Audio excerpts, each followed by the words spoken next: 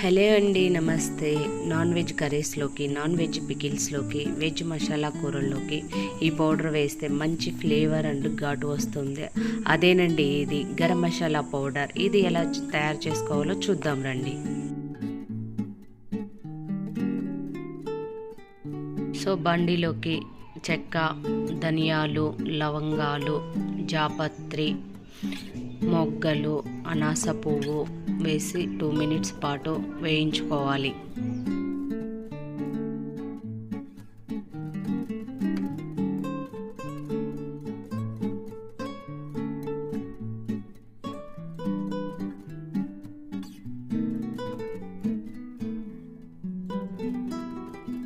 ఇలా 2 మినిట్స్ పాటు వేయించుకున్న దానిలోకి గసగసాలు, మిరియాలు వేసి 1 మినిట్ పాటు వాటిని వేయించుకోవాలి.